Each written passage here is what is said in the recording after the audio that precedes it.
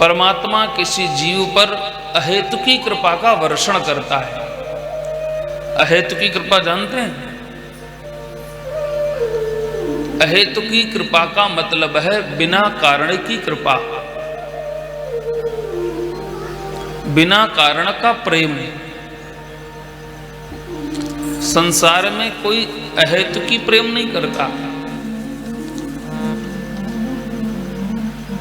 सुर नर मुनि सबकी यह रीति, स्वार्थ लाग करहीं सब प्रीति।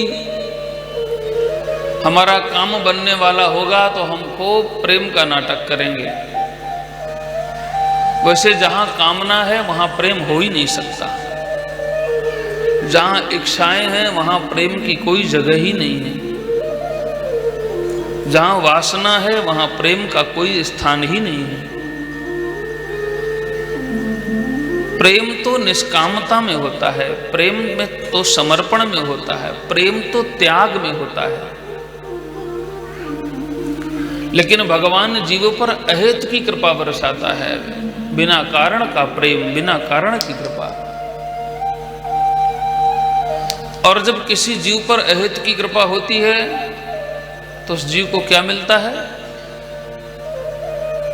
बोले उस जीव को 3 दुर्लभ अवस्थाओं की प्राप्ति हो जाती है। 3 दुर्लभ अवस्थाएं कौन सी?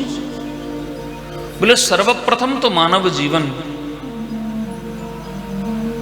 यदि आप मनुष्य बने हो, आपको मानव देह प्राप्त हुई है, तो निश्चित मान लेना भगवान ने तुम पर अपनी अहेतु की कृपा का वर्षण किया है।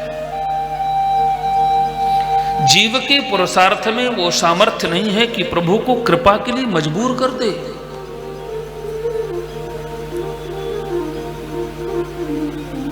हमारे आपके पुरुषार्थ में, हमारे कर्म में वो सामर्थ्य नहीं है कि हम प्रभु को कृपा के लिए मजबूर कर दें। जीव हमें मनुष्य बनाया, यह शरीर दिया, तो मान लेना उसने हम पर अहेतु की कृपा बरसाया। हमने उसके लिए कुछ नहीं किया, लेकिन उसने मुझ पर कृपा करी और कृपा करके मुझे मानव देह मिल गई। ये प्रथम अवस्था की प्राप्ति है। दूसरा, बोले मानव जीवन मिल जाए और उसके बाद मानव जीवन की जो सार्थकता है, मानव देह प्राप्त करने का मतलब है वो सिद्ध ना हो तो मानव देह भी बेकार है। क्या? बोले मानव देह प्राप्त होना भगवान की कृपा है, लेकिन हमने उस कृपा का अनुभव नहीं किया, तो ये मानव देह भी निरर्थक हो जाएगी। अर्थात भगवान ने हम पर कृपा करना चाहा, लेकिन हम कृपा के अधिकारी नहीं बन पाए। दूसरा क्या है? बोले संत मिलन।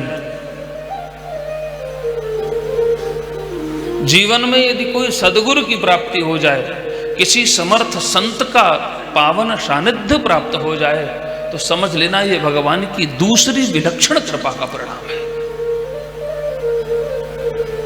मानव देह तो बहुतों को मिलता है, सभी को मिलता है, लेकिन क्या वो इस शरीर को सार्थक कर लेते हैं? इस यात्रा के माध्यम से गंतव्य तक, लक्ष्य तक वो पहुंच जाते हैं? बिरला ही पहुंच पाता है, कोई ही पहुंच पाता है। मानव देह के उपरांत ये मानव शरीर मोक्ष का दरवाजा है। मोक्ष के दरवाजे पर तो हम आ गए, लेकिन दरवाजे में ही खड़े रहे, दरवाजे में ही उलझे रहे, अंदर प्रवेश नहीं किया, तब तो मानव शरीर मिलने का कोई मतलब नहीं हुआ है?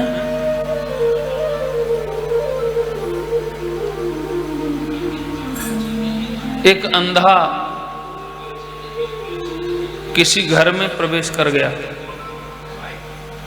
अब उसको दरवाजा नहीं मिल रहा,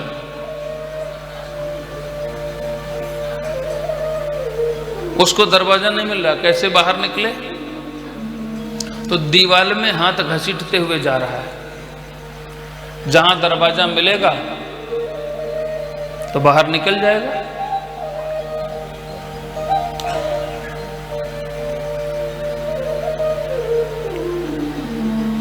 दीवार में हाथ घसीटते हुए चला जा रहा है, दरवाजा खोज रहा है, मिले, और जैसे ही दरवाजा आया तो उसके सिर में खुजली होने लगी।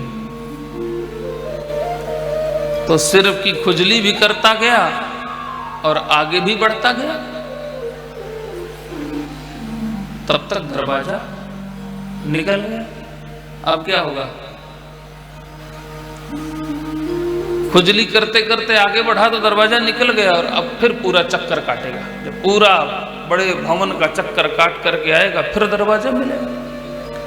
तो मानव शरीर दरवाजा है। तो जैसे ही दरवाजा हमें मिला तो इस दरवाजे के पास आते ही हम विषयों की खुजली में हम मस्त हो गए। नश्वर प्रपंचों की खुजली को खुजलाने में हम मस्त हो गए, और तब तक यह शरीर समाप्त हो गया।